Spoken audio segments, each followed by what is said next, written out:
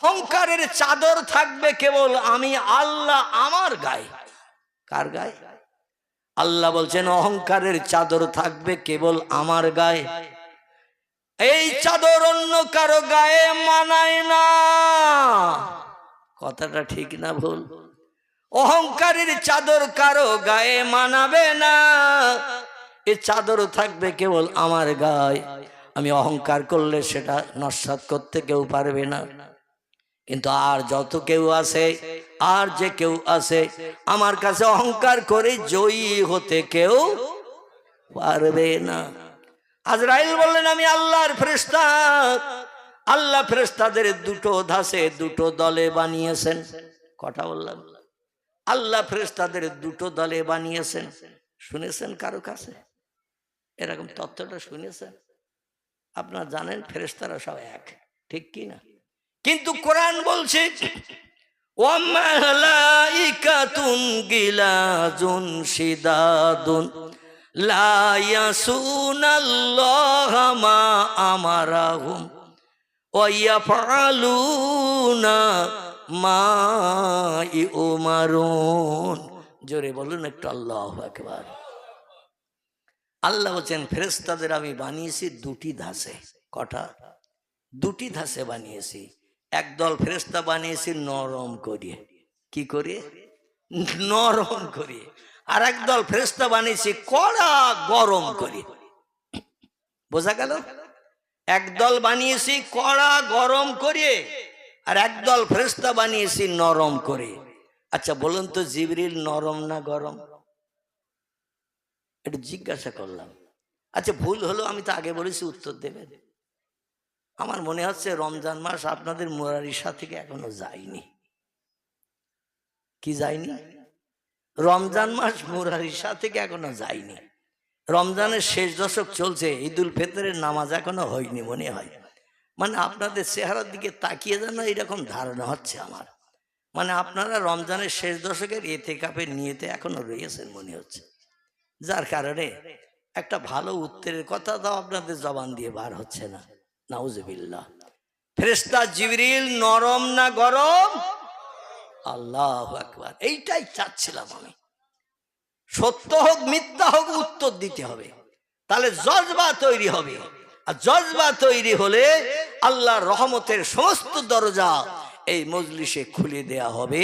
আল্লাহ কোরআনই কোট করেছেন ফায়জা আজা ফায়জা জা আজালুহুম লা ইস্তাকিরুনা সাআতাও ওয়ালা ইস্তাকদিমুন। আল্লাহ বলছেন মরণের সময়কাল যার জন্য যেটা নির্দিষ্ট করে রেখেছে, 1 সেকেন্ড আগে 1 সেকেন্ড পরে কারো মরণ হবে না। কিন্তু ফায়জা কুরিয়াল কোরআনু ফাস্তামিউ লাহু ওয়ানসিতু লাআল্লাকুম তুরহামুন।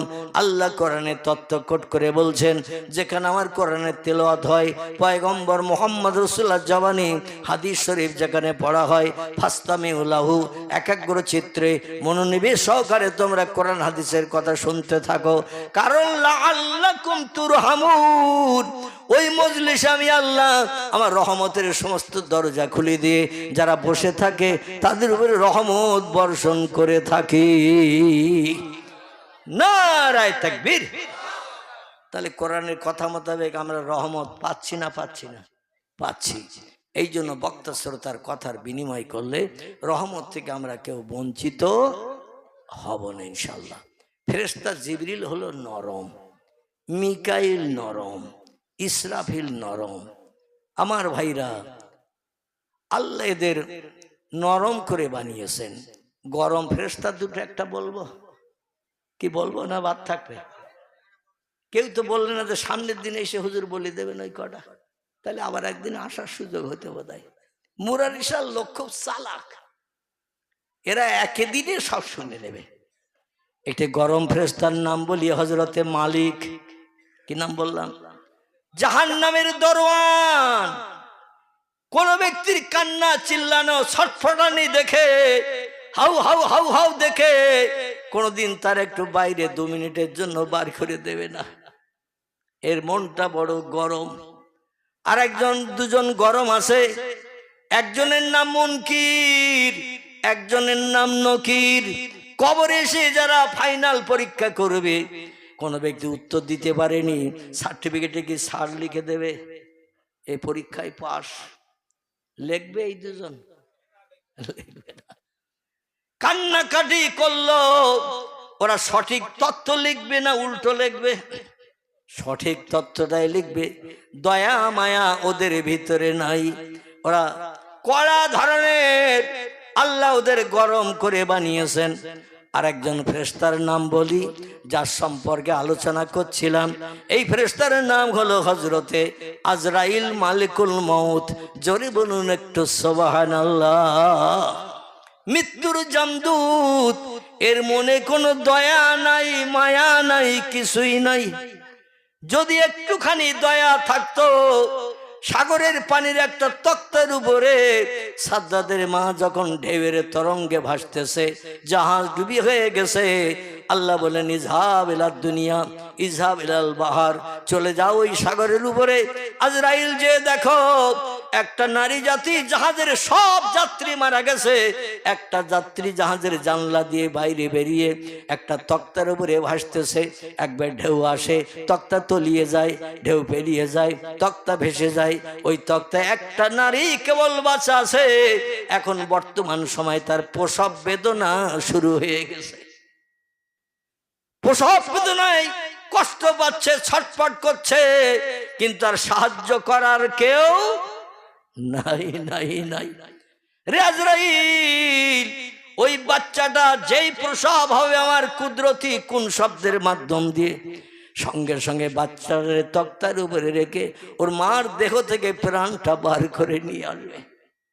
সাদ্দাত বলে এই ঘটনা, এই হুকুম আল্লাহ আমার উপরে যখন করলো, আমি এই দৃশ্য দেখে সাগরের মাঝখানে তক্তার উপরে ঢেউয়ের তরঙ্গে তক্তাটা এপাশ ওপাশ করছে, মাঝে মাঝে ঢেউয়ের তলায় তলিয়ে যাচ্ছে, আবার ঢেউ সরে গেলে ভেসে উঠছে। দীঘার সমুদ্র সৈকতে যাবেন, এই বাস্তব দৃশ্যটা দেখার সুযোগ পাবেন। আমার ভাইরা, আল্লাহ বললেন যা, বাচ্চা যেই প্রসব হয়ে যাবে ওর মার দেহ থেকে প্রাণটা বার করে নিয়ে আসবে। আজরাইল বলে আল্লাহ, এ দায়িত্ব আমার কাঁধে কেন দিয়েছেন? আমি এত মানুষের প্রাণ নাশ করেছি, আমার মনে কোনো দয়া মায়া আসেনি, কিন্তু আজকের এই দৃশ্য দেখে প্রাণ নাশ করতে যে আমার চোখ দিয়ে টপ টপ টপ টপ করে পানি পড়ছে। আমি কেমন নিষ্ঠুর!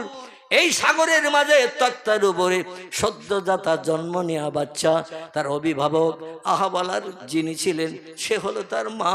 মার প্রাণ নাশ করালে বাচ্চাটারে কে দেখবে? আল্লাহ বাচ্চাটার দেখভাল কে করবে? আল্লাহ বলেন আল্লাহু আলিমুন বিজাতিস সুদূর, তোমরা যা জানো না আমি তা জানি, আমি তাদের অন্তরের গোপন খবর রাখি। সাদ্দাত বলে আল্লাহ, ও বাচ্চা বাঁচবে? এই আজরাইল বলছে আল্লাহ, ও বাচ্চা বাঁচবে? আল্লাহ বললেন না মহা, শুধু বাঁচবে না, ওই বাচ্চার বাপ নাই, মা নাই, ভাই নাই, বোন নাই, আপনজন কেউ নাই, অনাথ এতিম। ওই বাচ্চাটার আমি দেশের বাদশা বানিয়ে দেব। লক্ষ্য রেখো দিকে। তুমি বলছো ওর সব হারা করে দিয়ে দিলাম, প্রাণ নাশ করতে তোমার কষ্ট হচ্ছে, আমি ওরে একদিন এই অনাথ এতিম বাচ্চা, যার আহা বলা দুঃখ দেখার কেউ নাই, পাশে দাঁড়ানোর কেউ নাই, সান্ত্বনা দেওয়ার কেউ নাই, কান্না বন্ধ করার কেউ নাই, স্তনে দুধ দেওয়ার কেউ নাই, আমি আল্লাহ তারে পলে পলে তিলে তিলে এই দেশে বাস করিয়ে তারে বাদশা বানিয়ে দেব। আল্লাহ পারে না? পারে না? সাদ্দাত সম্পর্কে এই তথ্য যখন আল্লাহ আজরাইলকে দিলেন, আজরাইল বলছে ইয়া রব্বি, আয় আল্লাহ, এটাই তোমার কুদরতি ক্ষমতা। আল্লাহ বলেন শুধু কুদরতি ক্ষমতা না, ওই সাদ্দাতকে আবার তোর দিয়েই, তোর হাত দিয়ে প্রাণনাশ করিয়ে দুনিয়া থেকে আমার শত্রুকে নিপাত করে দেব। জোরে বলুন একটু সুবহান। সাদ্দাত ডেকে বলছে ভাই, তুমি যখন মালিকুল মউত, প্রাণনাশকারী ফেরেশতা, আর তোমার হাতে বিশাল পাওয়ার, তোমারে কেউ বশ করতে পারবে না সে আমি জানি, তো আমি একটা অনুরোধ রাখছি, তোমার কাছে দাবি রাখছি, তুমি একটু এক পাশে সরে যাও, আমি একটু চক্কর দিয়ে ঘোড়ার পিঠে ঘুরে দেখি আসি, তারপরে যেটা ভালো বুঝো করো। আজরাইল বললেন লা ইয়া আখি, ওটাও হবে না। কারণ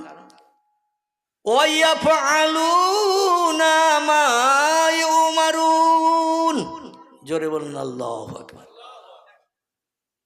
ফেরেশতারা বলছে আল্লাহ যেটা বলে আমরা সেটা করি, আল্লাহ যেটা নিষেধ করে সেটা মানি, আল্লাহর হুকুম ছাড়া আমরা বাড়তি কোনো কাজ করি না। জোরে বলুন সুবহানাল্লাহ। আমরা আল্লাহর হুকুম নির্দেশ মেনে চলি, আল্লাহ যেটা বলে দিয়েছেন সেটা হবে। তোমার জান্নাতের ভিতরে ঘোরারও সময় দেওয়া যাবে না। সাদ্দাত বলল তবে রে, আমি বানিয়েছি জান্নাত, টাকা পয়সা খরচ করেছি আমি, হুর গেলেমান স্বরূপ যুবক যুবতী সুন্দর পোশাক পরিচ্ছদ পরিয়ে দাঁড় করিয়ে বেহেশতের দরজার রাস্তায় দাঁড় করিয়েছি আমি। আর আমি একটু দেখবো, উদ্বোধন করব, তারপরে যা পারো করো। তাও বললাম শুনবে না। ঘোড়ারে পাশায় বাড়ি লাগিয়ে বলছে যা, সামনে দরজা আটকে দাঁড়িয়ে আছে, ওরে ফেলিয়ে ঘাড়ের উপর দিয়ে ভিতরে চলে যা। এ ঘোড়া, সামনে দরজা আটকে যে দাঁড়িয়ে আছে ওর ঘাড়ের উপর দিয়ে ফেলিয়ে দবিয়ে চলে যা। আচ্ছা, ঘোড়ার পক্ষে সম্ভব? আমরা যারা চিনতে পারি না, চতুষ্পাদ জন্তু তাদের চিনতে পারে না, তারা বেশি চিনতে পারে। ঘোড়া যে চায় না, জোর করে পাশায় বাড়ি দিয়ে যেই আজরাইলকে ঠেলে ফেলে দিয়ে ভিতরে ঢোকার চিন্তা নিলেন, আজরাইল আলাইহিস সালাম শুধু একটু চাবি মোড়া দিয়ে দিলেন। যেই চাবি মোড়া দিলেন, ঘোড়ার পিঠ থেকে ঝপাত করে কুমড়ো পড়ার মতো পড়ে গেল। দেশের লোকজন, যুবক যুবতী যারা দাঁড়িয়ে দেখছিল এই দৃশ্য, বলে সর্বনাশ, কি হলো আমাদের খোদার, দৌড়া চল, দরজার মুখে চল। কেউ বলছে আসলে সুন্দর দৃশ্য দর্শন করে বাদশাহ খোদা সাদ্দাত ঠিক থাকতে পারেনি, এত দর্শনে এত সুন্দর জান্নাত হবে এটা কল্পনা করে পারেনি, তাই মনে হচ্ছে বেহুশ হয়ে পড়ে গেছে। এসে পরীক্ষা নিরীক্ষা করছে, যখন কোনো মানুষ মারা গেছে কি বেশি আছে, প্রথম নম্বর সিমটম হলো নাকের কাছে হাত দিয়ে দেখবেন, নিঃশ্বাস ফেললে একটা গরম হাওয়া বার হয়, এটা মারা গেছে কি বেশি আছে পরীক্ষা করার নমুনা। দুই নম্বরের সিমটম হলো যে ব্যক্তি জিন্দা থাকবে ওর পেটটা একবার উঁচু হবে একবার নিচে হবে। ঠিক বললাম না ভুল বললাম? কারণ নিঃশ্বাস টানলে পেট উঁচু হয়, নিঃশ্বাস ছাড়লে পেট নিচু হয়। যে লোকটা নিঃশ্বাস টানবে না, নিঃশ্বাস ছাড়বে না, পেট একই মডেলে থাকবে, ওর ওঠা নামা করবে না। ওরা পরীক্ষা নিয়ে, তখন তার স্ট্যাথোস্কোপ তৈরি হয়নি, এই কানে দিয়ে যে মেশিন বুকে লাগায় না, ডাক্তারে লাগিয়ে বলছে ডেথ, তোমাদের রুগী আর বেঁচে নাই। এই মেশিনটা ধরিয়ে দেয় দেহের ভিতরে জান আছে কিনা, হার্ট সচল আছে কিনা। সেই যুগে তো এরকম মেশিন পাত্র ছিল না, তো পরীক্ষা নিরীক্ষা করা হতো। পরীক্ষায় দেখা গেল সব ফেল, লোকজন ধরাধরি করে বাইরে বার করে নিয়ে আসলো, দেখা গেল সাদ্দাত দুনিয়ার মোহমায়া ছেড়ে চলে গেল। আল্লাহ বলছে ইন্নাল্লাহা লা ইউহিব্বু মান কানা মুখতালান ফাকুর, অভিমানী অহংকারীর অহংকারকে আমি আল্লাহ এক বিন্দু পছন্দ করি না। আমার কেবল অহংকারের চাদর গায়ে থাকবে, এ চাদর আর কারো গায়ে মানায় না। জোরে বলুন একটু সুবহানাল্লাহ। বিদায় করে দিয়ে দিল। দুনিয়ার খোদা একটু নজরে উদ্বোধন করে দেখার সুযোগ পাইনি। জোরে বলুন একটু আমিন। আসুন এবার আমি কোরআনের আয়াতের দিকে নিয়ে যাব। আপনারা অধৈর্য হচ্ছেন না তো? যদি অধৈর্য হন তাহলে শেষ করে দেব, কারণ দেখতে দেখতে 12টা বেজে এসেছে। মোহব্বত একটু কলেমার জিকির লা ইলাহা ইল্লাল্লাহ, লা ইলাহা লা ইলাহা ইল্লাল্লাহ মুহাম্মাদুর রাসূলুল্লাহ। আল্লাহ বলছেন, ও দুনিয়ার উচ্চ শিক্ষিত দামি দামি পণ্ডিতেরা, তোমরা শোনো, আমার কোরআনে 3টে জিনিসের তত্ত্ব পরিবেশন করলাম সূরা বাকারার শেষের দিকে, আর সময় দিলাম পশ্চিম দিকে সূর্য ওঠা পর্যন্ত। কত পর্যন্ত? পশ্চিম দিকে যতদিন সূর্য না উঠবে ততদিন পর্যন্ত তোমাদের সময় দিলাম আমার পাওয়ারের সমতুল্য হতে। যদি তোমরা আমার পাওয়ারের সমতুল্য হতে পারো তাহলে খোদাই দাবি ভাগাভাগি করে নেব। তোমরাও খোদা আমিও খোদা, তোমাদেরও শক্তি আমার শক্তি সেম সেম সমান। অল্প সময় দিলাম না, হয়তো সময়ে কুলাতে পারবে না, এজন্য আমি লম্বা সময় দিলাম। যতদিন দুনিয়া ধ্বংস না হবে, পশ্চিম দিকে সূর্যোদয় না হবে, পূর্ব দিকে সূর্য অস্তমিত না হবে, ততদিন পর্যন্ত সময় দিলাম। আমার কোরআনে 114টি চ্যাপ্টার সূরা অধ্যায় দিয়েছে, কোরআনে 6663টি সেন্টেন্স বা আয়াত দিয়েছে, 3,44,740টি হরফ বর্ণমালা অক্ষর দিয়ে কোরআনকে কোড অফ কমপ্লিট করেছে। এই 6663টি সেন্টেন্স আয়াতের ভিতর থেকে একটা ছোট্ট আয়াত তোমাদের কাছে তুলে ধরলাম, আর সময় দিলাম কিয়ামত পর্যন্ত। একটু চেষ্টা চালাও, আমার সমতুল্য কে কে হতে পারবে? আল্লাহ পাক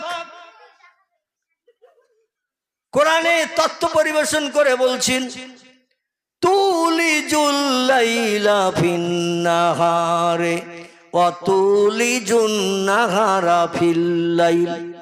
জোরে বলুন আল্লাহু আকবার। আল্লাহ বলছেন, আমি রাতের বেলা দিন বানাই আর দিনের বেলা রাত করি।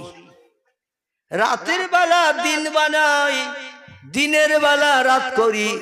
কে আসো দুনিয়ার হমরা চমরা, আমার মতো একটা দিন এই পরিবর্তন করিয়ে দেখাও, তাহলে বুঝবো তোমাদের ক্ষমতা আমার ক্ষমতা সেম সেম সমান।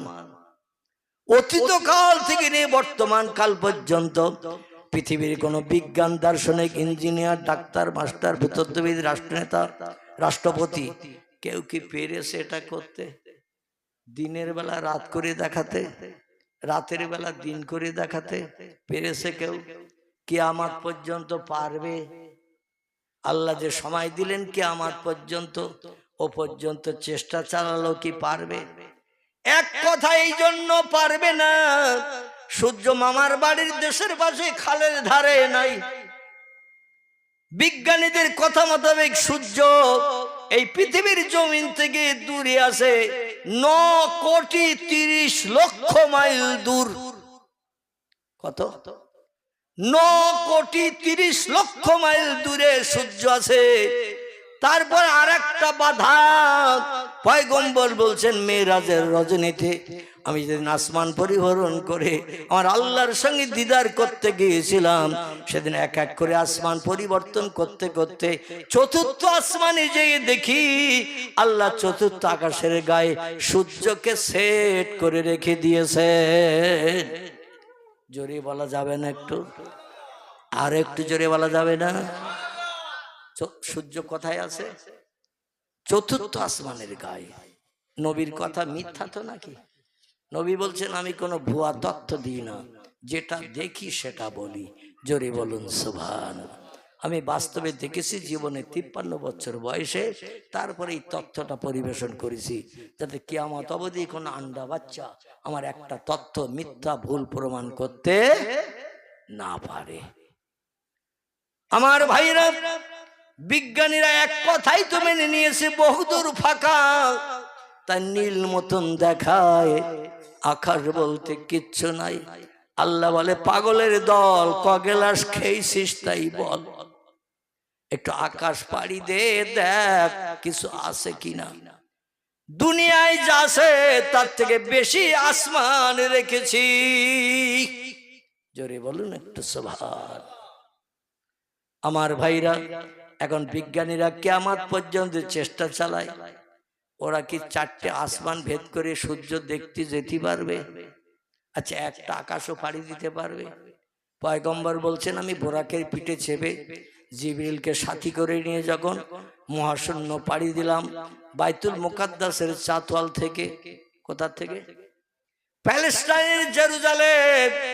এখানে আছে পৃথিবীর 3 নম্বর একটা পুরানো বড় মসজিদ, যে মসজিদটির নাম হলো বাইতুল মুকাদ্দাস। কোরআনের 15 বার আল্লাহ মসজিদটির নামকরণ করেছেন মসজিদুল আকসা। কি নাম? মসজিদুল আকসা। 15 বার প্রথম লাইনে আল্লাহ মসজিদের নামকরণ করেছেন মসজিদুল আকসা। একে বলা হয় বাইতুল মুকাদ্দাস। এই মসজিদের ভিত গেড়েছিলেন পয়গম্বর দাউদ নবী, কাজ শেষ করেছিলেন পয়গম্বর সুলাইমান নবী। জিন জাতিদের দিয়ে মরণের পরও সমার দাঁড়িয়েছিলেন লাঠি ঠেকিয়ে দাঁড়িতে। এই মসজিদে বর্তমান 1,75,000 মানুষ একসঙ্গে জামাতে নামাজ পড়ার সুযোগ পায়। আপনাদের মুরারিশার মসজিদের থেকে ছোট তো ওই মসজিদটা, কি ছোট তো? 1,75,000 মানুষ যে মসজিদে জামাতে একসঙ্গে নামাজ পড়ার সুযোগ পায়।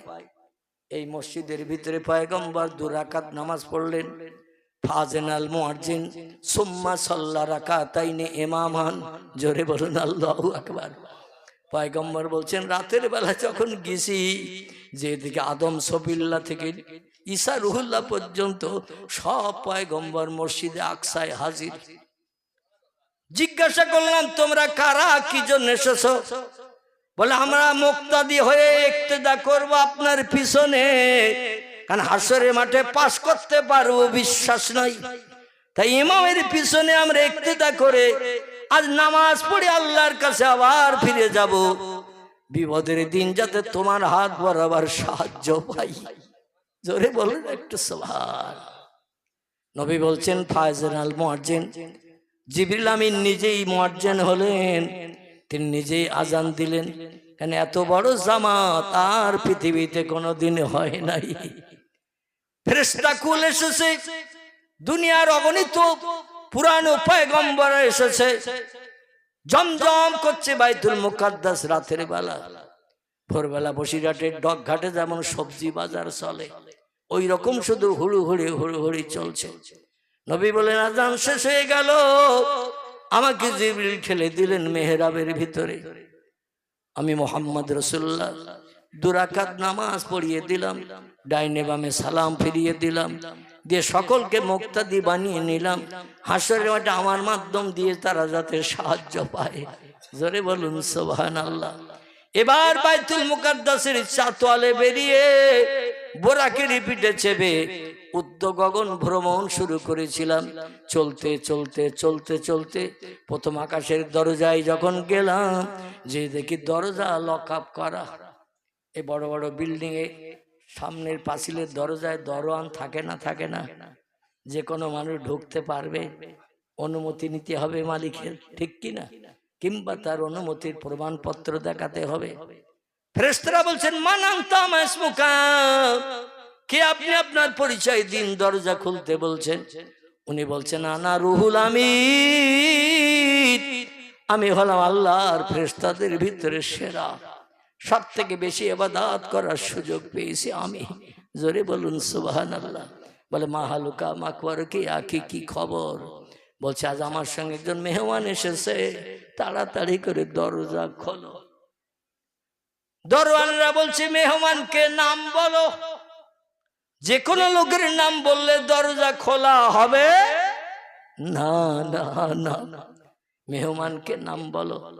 জিবরিল বললেন হাজা সাইয়্যিদুল আম্বিয়া রাহমাতাল লিল আলামিন খাতামান নাবিয়্যিন শাফিয়াল মুজনাবিন রাহিতুল আশিকিন মুরাদুল মুশতাকিন সিরাজুস সালিকিন মিসবাহুল মুকাররাবিন জাদ্দুল হাসানুল হুসাইন আবিল কাসিম, যার মধুর নাম আল্লাহ নিজেই পছন্দ করে রেখেছেন মুহাম্মাদুর রাসূলুল্লাহ।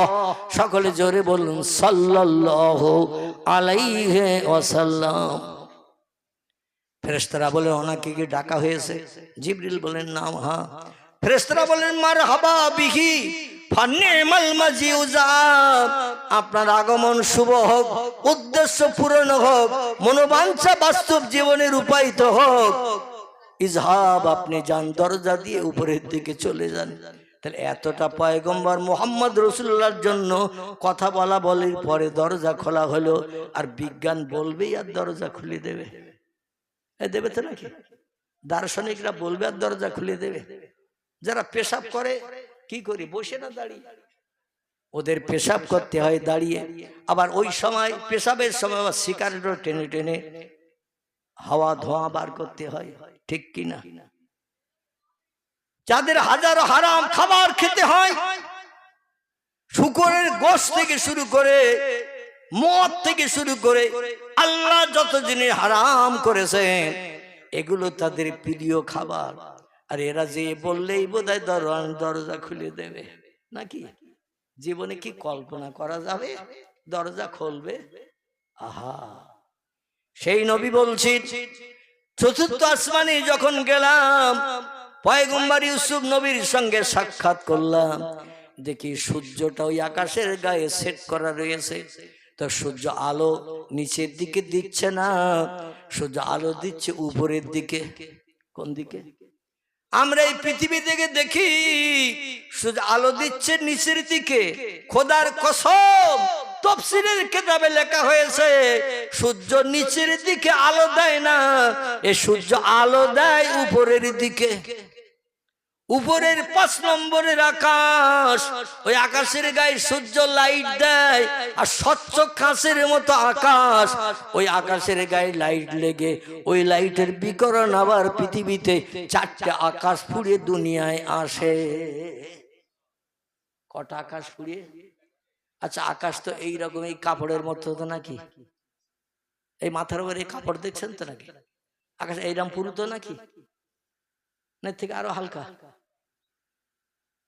তাফসীরে কুতুবের ভিতরে লিপিবদ্ধ করা হয়েছে এই পৃথিবীর জমিন থেকে নীল আকাশ যতটা ফাঁকা, এক একটা আকাশ ততটা পুরু।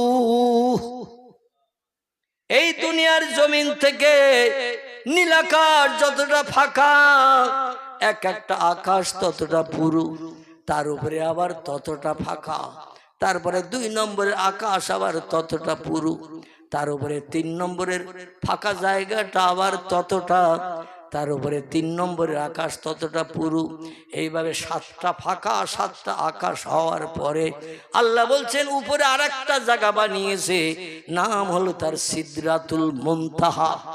কি নাম? সিদরাতুল মুনতাহা, আকাশের শেষ সীমা। তার উপরে আর আকাশের কোনো নাম নিশানা নাই, তার উপরে আছে শুধু ফাঁকার ফাঁকা। বহু বহু বহু বহু দূর যাওয়ার পরে তারপরে একটা জায়গা, জায়গাটার নাম হলো আরশ কুরসি, আরশ মুআল্লাহ। সেখানে কে থাকে? কথা বলেন। খিদে লেগে গেছে আপনাদের, তাবারুকের পরিবেশন হবে ইনশাআল্লাহ। দেখতে দেখতে 2 ঘন্টার কাছাকাছি হতে যায়, 2-10 মিনিট বাকি। আমার ভাইরা, মিলাদ কি আমার হবে না? ওইভাবে দোয়া করে দেব, হবে। আল্লাহু আকবার। মানে যাতে আরো সবাই লেট হয় নাকি? একবার হয়ে গেছে আমার বক্তৃতার আগে, আর করার কোনো প্রয়োজন ছিল না। মুস্তাহাসান জিনিস মুস্তাহাব, করলে সওয়াব, না করলে পাপ নাই, গোনা নাই। তো যাই হোক, আপনারা যখন চাচ্ছেন হবে ইনশাআল্লাহ। এখন আমি যেটা বলতে চাচ্ছি সেটা শুনুন। আল্লাহ পাক রব্বুল আলামিন চতুর্থ আসমানে সূর্যকে সেট করে রেখে 12টা মুখ সূর্যের তৈরি করেছে। কটা? সূর্যের মুখ আছে 12টা, ইসনা আশারা, 12টা মুখ তৈরি করা আছে। এই 12টা মুখের 11টা মধুর চাকের মতো লেবেল করা রয়েছে।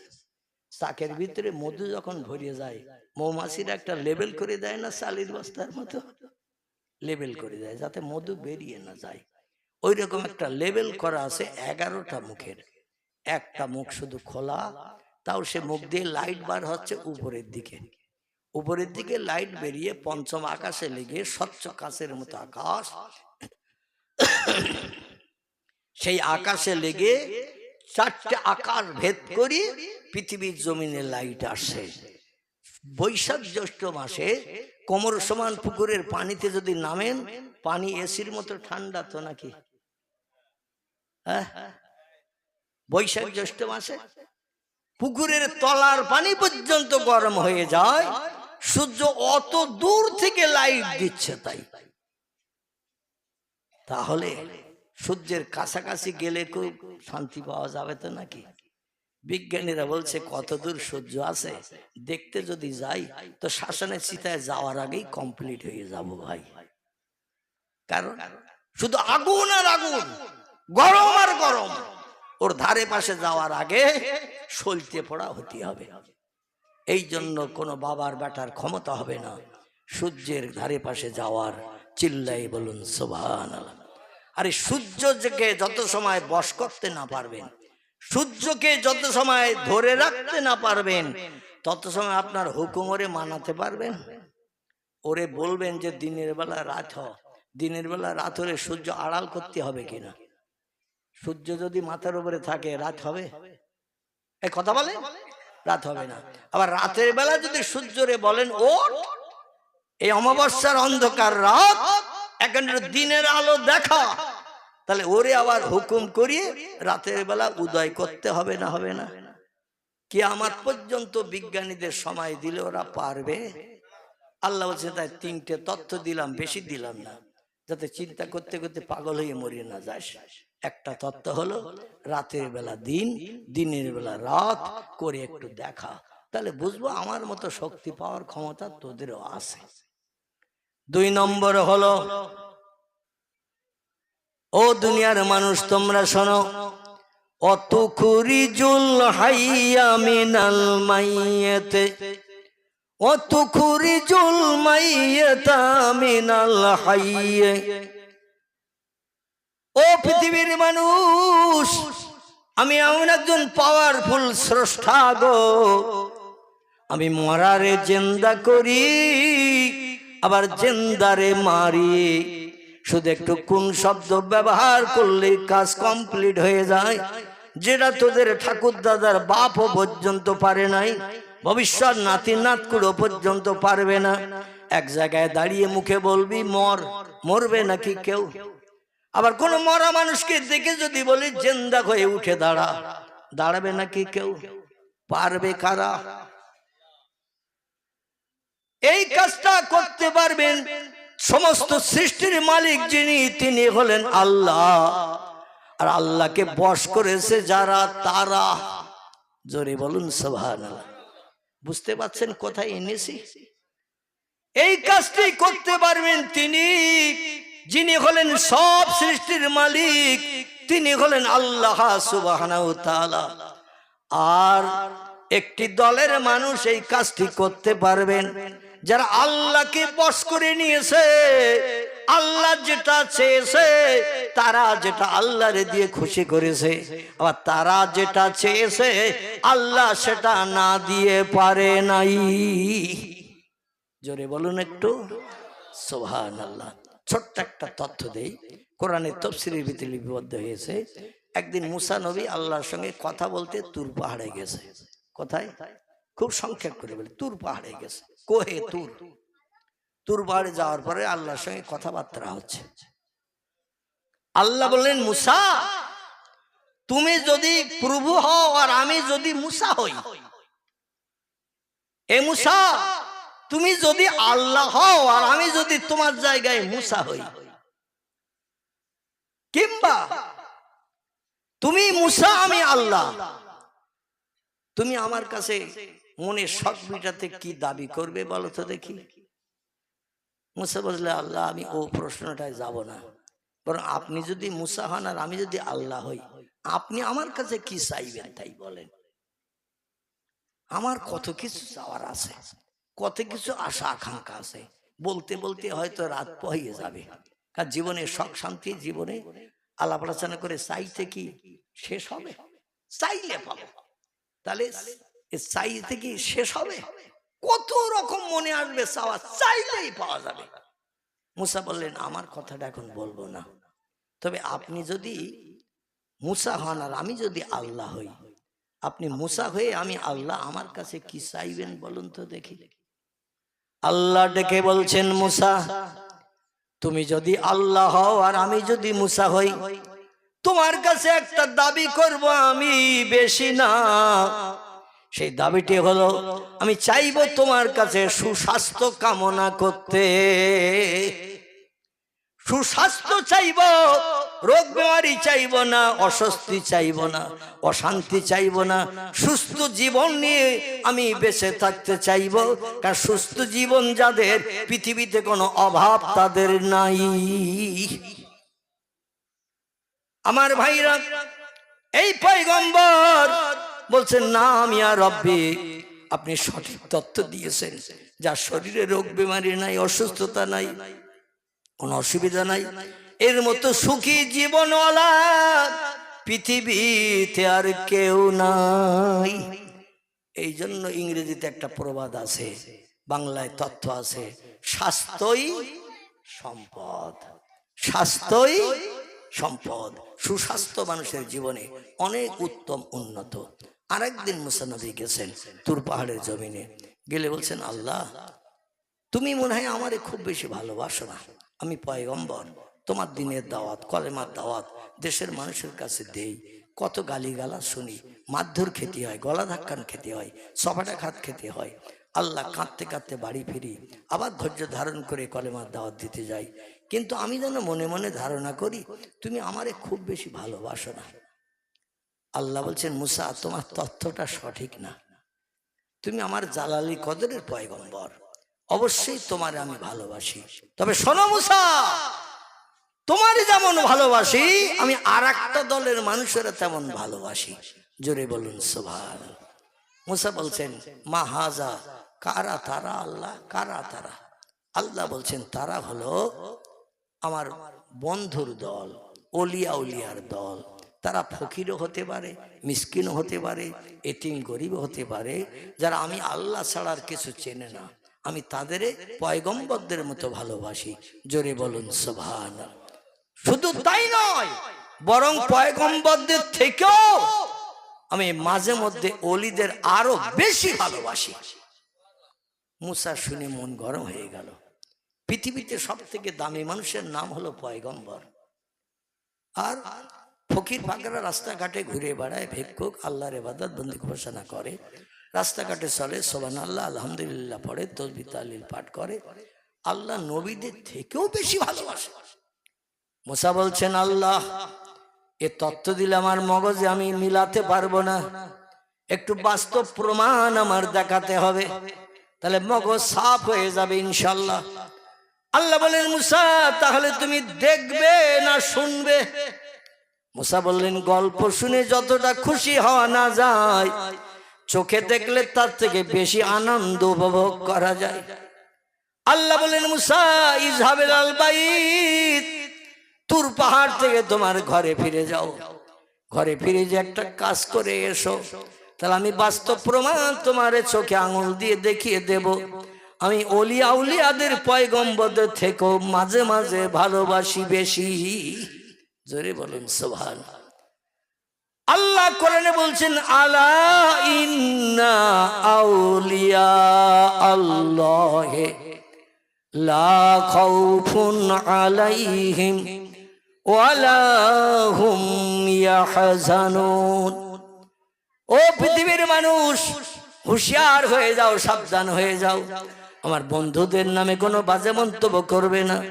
বন্ধু হলো তারা ওলি আউলিয়া যারা, জোরে বলুন সুবহানাল্লাহ। আল্লাহ ওদের সম্পর্কে কোনো বাজে মন্তব্য করবে না, ওদের সম্পর্কে কোনো বাজে কথা বলবে না, কারণ আমি আল্লাহ, তারা আমার বন্ধু, আমি তাদের বন্ধু। লা খাউফুন আলাইহিম, বিপদে মুসিবতে তাদের কোনো ভয় নাই, ওয়ালা হুম ইয়াহজানুন, রাতের বেলা ঘুম কামাই করে কোনো সমস্যার সমাধানের জন্য চিন্তা করার দরকার নাই। আমি আল্লাহ তাদের মুখে সব সময় হাসি ফুটাই, কারণ আমি যেটা চাই তারা সেটা আমারে দেয়। এই জন্য তারা যেটা চায় আমি আল্লাহ না দিয়ে পারি না। মুসা বলছেন বাস্তবে দেখান, নবীর থেকে ওলিদের দাম বেশি, মর্যাদা বেশি, একটু বাস্তবে দেখান। আল্লাহ বলেন তাহলে বাড়ি যা। মুসা বলছেন আল্লাহ বাড়ি যাচ্ছি তো কি করব? আল্লাহ বলছেন তুমি একটা পেয়ালা নিয়ে তোমার এলাকায়, মিশরের দেশে যে এলাকায় বাস করো, ওই এলাকায় যে লোকজনকে বলবে আমি আল্লাহর সঙ্গে তুর পাহাড়ে কথা বলতে গিয়েছিলাম, আল্লাহ বান্দার কাছ থেকে একটা তোহফা চেয়েছে, গিফট চেয়েছে। এই এলাকার মানুষ আল্লাহরে খুশি করার জন্য, আল্লাহর জান্নাত হালাল বানানোর জন্য এই গিফটটা কি, তোহফাটা কি একটু দেয়া যাবে? নিশ্চয়ই দেশের মানুষ আল্লাহ চেয়েছে, না দিয়ে পারবে না। তো বলছে আল্লাহ কি চাইব? আল্লাহ বলেন তুমি যে দেশের মানুষকে বলবে বান্দার দেহের ভিতরে যে জায়গাটা সব থেকে দামি উত্তম, সেই জায়গা থেকে এক পেয়ালা গোশত কেটে আনতে। কি কেটে আনতে?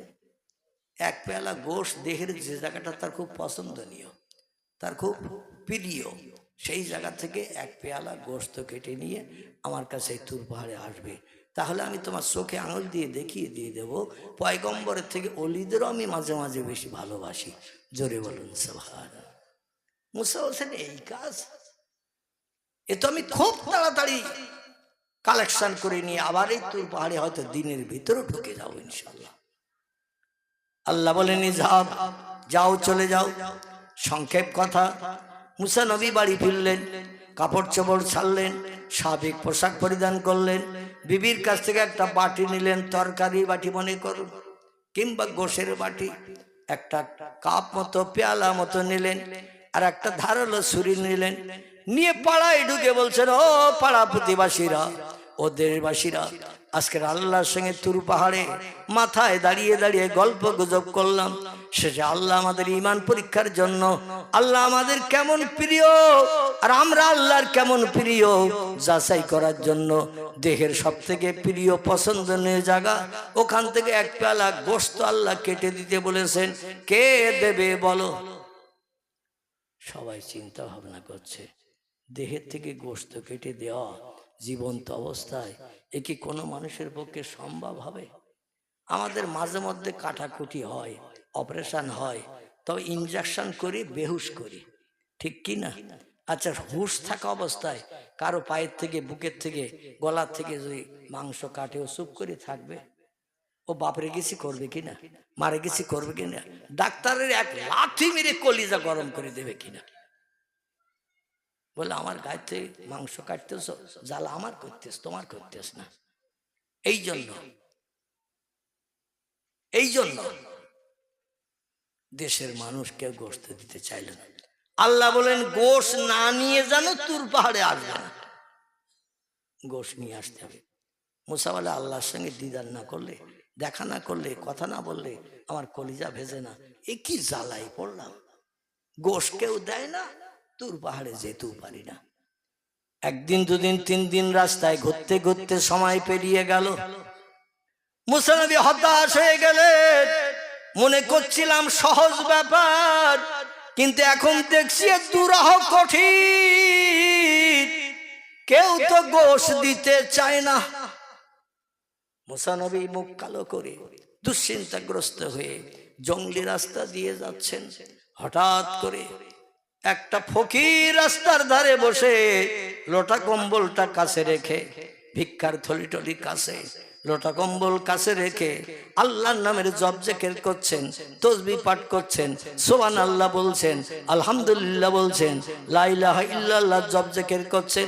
মুসা বলে এই ফকিরের ধরে মেরে যে কোনো প্রকারে এক পেয়ালা কেটে নিয়ে যাব, যাতে আল্লাহর সঙ্গে দেখা করার সুযোগ হয়।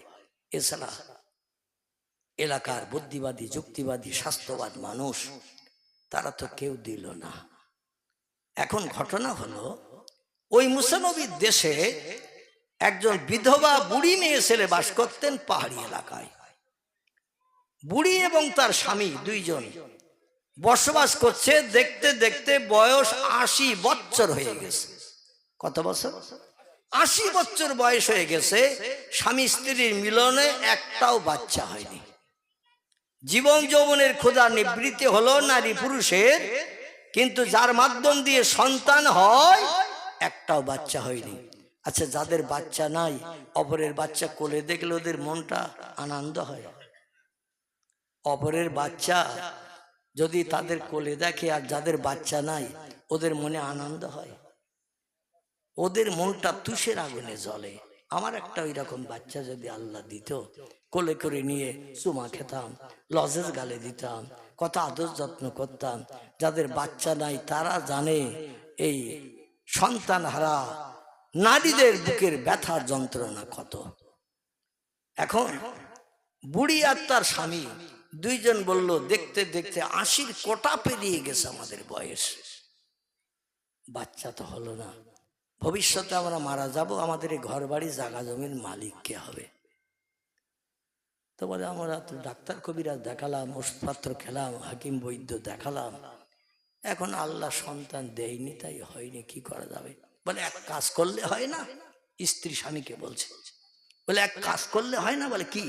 বলে আমাদের এই বাড়ির সামনে দিয়ে অহরহ মুসা তুর পাহাড়ে যায়, অহরহ তুর পাহাড়ে যায়, আবার আল্লাহর সঙ্গে কথাবার্তা বলে সমস্যা সমাধান করে মুসা আমাদের এই বাড়ির সামনে দিয়ে আবার ঘরে ফিরে যায়।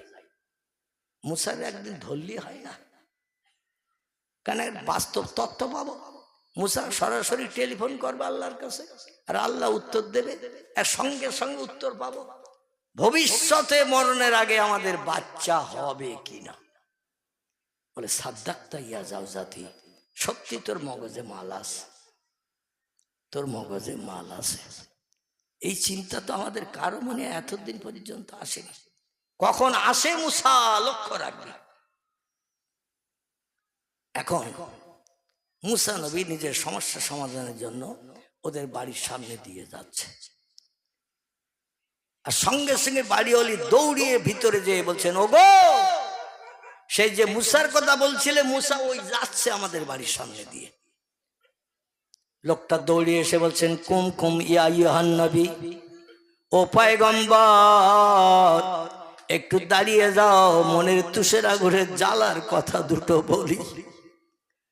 মুসা নবী বলছেন, মাহালুকে মাখবারুকে ইয়া শাইখানি, ও বুড়িমা, কি জন্য দাঁড়াতে বললেন? আমি তো বড় ব্যস্ত। তুর পাহাড় কাছাকাছি না, আমরা বাস করি মিশরের দেশে, তুর পাহাড়টা আছে মাদানের দেশে। কোন দেশে? তুর পাহাড় আছে মাদানের দেশে, আমরা বাস করি মিশরের দেশে। এক দেশ থেকে পাড়ি দিয়ে আর এক দেশে যেতে হবে, সেই দেশে যাওয়ার পাহাড়ের মাথায় ঠেলে উঠতে হবে, তারপরে আমার প্রয়োজন মিটি আল্লাহর সঙ্গে কথা বলে আবার বাড়ি প্রত্যাবর্তন করতে হবে, ফিরতে হবে। তাড়াতাড়ি বলো বুড়িমা, কি ঘটনা ঘটেছে? বুড়ি বলছে, বাবা, সংসার যাপন চলছে 50-55 বছর ধরে, বিয়ের আগে আমাদের 20-25 বছর কাল পেরিয়ে গেছে, বর্তমানে 80 কোটার উপরে স্বামী স্ত্রী আমাদের দুইজনের বয়স। জীবন যৌবনের খোদা নিবৃত্তি করলাম, স্বামী স্ত্রীতে মিলন করলাম, সব বাড়িতে দুটো একটা বাচ্চা দেখতে পাওয়া যায়, কিন্তু আমাদের বাড়ি খালি, এখনো পর্যন্ত আল্লাহ কোনো সন্তান আমাদের দেয়নি। কত ডাক্তার দেখালাম, কবিরাজ দেখালাম, বৈদ্য দেখালাম, হাকিম ডাকলাম, ওষুধপত্র কত দিল, কত খেলাম, সব বিফলে মাঠে মারা গেল, কোনো কাজ হলো না। তাই আমরা স্বামী স্ত্রী এক জায়গায় বসে আলোচনা করতে করতে তোমার নামটা মনে পড়ে গেল। ও বাবা, তুমি যাচ্ছ কোথায়? আইনা তাযহাবিয়া মুসা ইবনে ইমরান, রে ইমরানের বেটা মুসা, যাচ্ছ কোথায়? বলে তুর, আমি জাবালে তুর পাহাড়ে যাচ্ছি। বলছি কি জন্য? বলে আল্লাহর সঙ্গে কথা বলবো, সমস্যার সমাধান করব। দেশের মানুষ বিভিন্ন প্রশ্ন করেছে, উত্তর আমার মগজে আসতেছে না, তা আল্লাহর কাছ থেকে উত্তর নিয়ে এসে ওদের দেব। জোরে বলুন সুবহানাল্লাহ। তো বলছে, শোনো, আল্লাহর সঙ্গে যখন কথা বলতে যাচ্ছ, সমস্যার সমাধান করতে যাচ্ছ, আমাদের একটা কথা, তোমার কথা মিটে যাওয়ার পরে কি বলতে পারবে আল্লাহর কাছে? মুসা নবী বলছেন, মাহালুকে মাকবার কি ইয়া শাইখানি, কি বলতে হবে, কি খবর বলেন তো? বলছে, আল্লাহ তো আমাদের বাচ্চা এখনো পর্যন্ত দেয়নি, 80 কোটার উপরে বয়স হয়ে গেছে, আর ভবিষ্যতে আমরা আশা রাখবো না, নিশ্চিন্তে শুধু ঘুমাবো। ভবিষ্যতে বাচ্চা হওয়ার আশা যদি পাই, তাহলে আমরা একটু চিন্তা ভাবনায় থাকবো। আর আল্লাহ যদি বলে ওদের বাচ্চা নাই, তাহলে বেকার ডাক্তার কবিরাজ কেন ডাকবো, পয়সা কড়ি কেন খরচ করব, কেন আশায় থাকবো, নিশ্চিন্তে ঘুমাবো। মুসা বললেন, না ইয়া শাইখানি, কথাটা তো বাস্তব সত্য। তো ঠিক আছে, আমার কথাবার্তাগুলো মিটিয়ে নিয়ে আপনাদের কথাটা আল্লাহর কাছে তুলে ধরবো, আল্লাহ কি উত্তর দেয় সেটা যাওয়ার পথে তোমাদের বলিয়ে যাব। জোরে বলুন সুবহানাল্লাহ। বুড়ো বুড়ির আর খাওয়া দাওয়া নাই, কখন মুসা ফেরবে? আল্লাহর সঙ্গে সরাসরি তথ্য নিয়ে আসবে। আচ্ছা, এই তথ্যের ভিতরে কোনো মিথ্যার সংযোজন আছে? মিথ্যার কোনো সম্পর্ক আছে? আল্লাহ যেটা বলবেন সেটা 100% দুধে দেওয়া সত্য কিনা? 100% দুধে দেওয়া সত্য। এই সত্য তথ্যটা নেওয়ার জন্য ওরা শুধু রাস্তা দিয়ে উকি মারতেছে, এই সেই তুর পাহাড়ের রাস্তা, কখন ফেরবে মুসা, কখন ফেরবে। হঠাৎ দেখে মুসা নবী আসতেছে। আসসালামু আলাইকুম ইয়া ইহান নবী, নবী সালাম গ্রহণ করেন। মুসা বলছেন ওয়ালাইকুম আসসালাম মাহালুকে মাকবর কিয়া শাইখানি ইয়া আখি, ও বুড়ো ভাই, ও বুড়ি মা, কি খবর বলেন। বলছে আমাদের সেই খবরটা শোনার জন্যই তো রাস্তার দিকে শুধু এক দৃষ্টিতে তাকিয়ে আসি, কাজ করি মনে আর চোখে তাকাই রাস্তায়, কখন তুমি ফেরো। এখন আমাদের খবরটা বলেছিল আল্লাহর কাছে, বলছে ওয়াদা করে গেছি, ইন্নাল্লাহ লা ইখলিফুল মিয়াদ, আল্লাহ যেমন ওয়াদা ভঙ্গ করে না, পয়গম্বরেরা ওয়াদা ভঙ্গ করে না। এই জন্য ওয়াদা করে গিয়েছিলাম, আমার কথাবার্তা মিটিয়ে তোমাদের কথা বলেছি। বলে আল্লাহ কি উত্তর দিয়েছে একটু বল, তাড়াতাড়ি বল। পয়গম্বর মুসা নবী মুখ কালো করে কান্নারত অবস্থায় বলছেন, বুড়িমা ও বাবাজি, খবর খুব ভালো না, আল্লাহর কাছে অনুরোধ করলাম, দেশের একজন প্রজারা নিঃসন্তান, বেজো বাজা বাচ্চা হয় না, তুষের আগুন জ্বলে হৃদয়ে, এ আগুন দেশের কেউ নিভাতে পারে না, নিভাতে পারেন যিনি, তিনি হলেন আল্লাহ সুবহানাহু ওয়া তাআলা। সেই আল্লাহর কাছে তোমাদের সম্পর্কে তথ্য দিতে গিয়েছিলাম। আল্লাহ বলেন মুসা রে, ওই বুড়ো আর বুড়ির মরণের দিন পর্যন্ত আমি বাজা বানিয়ে রেখেছি, বেজো বানিয়ে রেখেছি। দুনিয়ার ওষুধ যদি গুলিও সব খাওয়ানো হয়, ওদের নসিবে তকদিরে বাচ্চা হবে না, ওদের নসিবে কোনো বাচ্চা হবে না। বলছে মুসা তাই? বলে হ্যাঁ। বলে তাহলে আশা ছেড়ে দেব? বলছে তা আল্লাহ তত্ত্ব দিয়েছে, এখন কি করবে দেখো। বলে আল্লাহ তত্ত্ব দিয়েছ আর তুমি তো মিথ্যা বলো না, তাহলে আর আশা করবো না যে আগামীতে বাচ্চা হলেও হতে পারে। মুসা নবী বলে চলে গেল।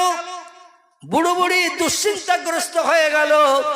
হঠাৎ 2-4 দিন যেতে না যেতে এক ফকির সাহেব, হাতে একটা থলি, এক হাতে একটা লাঠি, রাস্তায় আশপাশে পাড়ায় যেমন ঘরে ঘুরতে ঘুরতে আসছে আর বলছে যে একটা রুটি দেবে, আল্লাহ তার একটা বাচ্চা দেবে, যে 2টো রুটি দেবে, আমি ক্ষুধার্ত, কয়েকদিন খাই না, পিপাসায় জর্জরিত, পানিও পাই না, এই জন্য আমার যে পিপাসা নিবৃত্তি করবে, খাবার রুটি দেবে, একটা দিলে একটা বাচ্চা আল্লাহ দেবে, 2টো রুটি যদি দেয় আল্লাহ 2টো বাচ্চা দেবে, 3টে রুটি যদি আমারে খাইয়ে পেট পরিতৃপ্ত করে দেয় আল্লাহ 3টে সন্তান পরস্পর দেবে।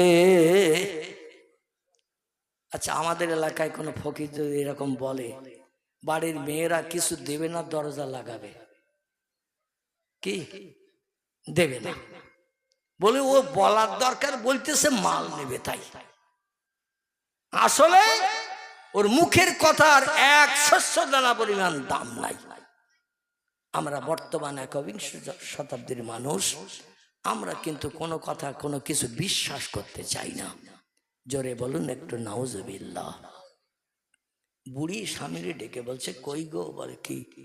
বলে একটা ফকির কোথা থেকে এসেছে, 5-7 দিন নাকি অনাহারা, খাবার পায় না, পিপাসার পানিও পান করে না, খাবার পায় না। তাই এখন আমাদের দরজার সামনে এসে বলছে একটা রুটি দিলে আল্লাহ একটা সন্তান দেবে, 2টো রুটি আমারে খাওয়ালে, তুষের আগুন নিবারণ করলে, পেটের ক্ষুধা নিবৃত্তি করলে আল্লাহ 2টো বাচ্চা দেবে।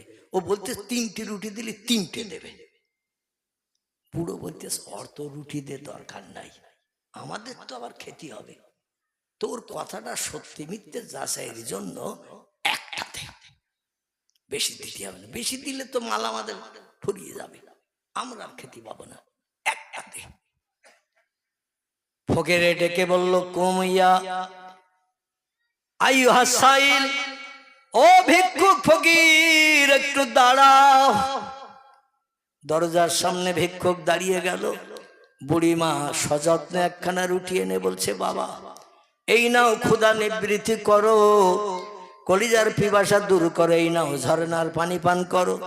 তো আমাদের জন্য একটু দোয়া করিও বাবা, আমরা স্বামী স্ত্রী দুইজন পূর্ব থেকে এই সময় পর্যন্ত নিঃসন্তান, আমাদের বাচ্চা নাই। তাই তুমি বলেছো একটা রুটি দিলে একটা বাচ্চা, দুটো রুটি দিলে দুটো বাচ্চা। বিশ্বাস করলো মনের ভিতরে কুটকাট করে বাবা। তাই বেশি রুটি না দিয়ে একখানা দিলাম, দেখি তোমার দোয়ায় আল্লাহ আমাদের মুখে হাসি ফুটায় কিনা। ফকির রুটি খেয়ে পানি পান করে জঙ্গলের গাছতলায় যেয়ে বসে আল্লাহর দরবারে হাত তুলে দুই চোখের পানি ঝরঝর করে দাড়ি ভিজিয়ে কাঁদে আর বলে, আল্লাহ ও আল্লাহ, আমার কথার বিশ্বাস করে তোমার দুইজন বান্দা বান্দি একখানা রুটি আমারে দিয়েছে আল্লাহ, তবে তাদের আশা একটা বাচ্চা পাওয়ার আশা। আল্লাহ তুমি বান্দার কাছে যা চেয়েছো, আমি তোমার অদম বান্দা, তাই তোমার দিয়ে খুশি করেছি আল্লাহ।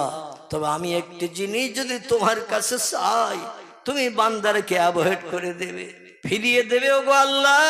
আল্লাহ বলছেন, ফাম্মা সাইলা ফালা তানহার, বাড়ির দরজায় যদি কোনো ভিক্ষুক মেহমান যে দাঁড়ায়, কিছু না দিয়ে যেন ফিরিও না।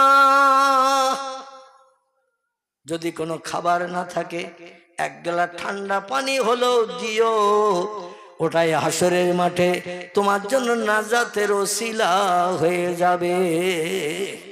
আর একটু জোরে বলা যাবে না? ওয়াম্মা বিনিমাতি রব্বিকা ফাহাদ্দিস, যেদিন স্বামী স্ত্রীর হবে না, স্ত্রী স্বামীর হবে না, বাপ ছেলের হবে না, ছেলে বাপের হবে না, মা মেয়ের হবে না, মেয়ে মায়ের পাশে দিয়ে দাঁড়াবে না।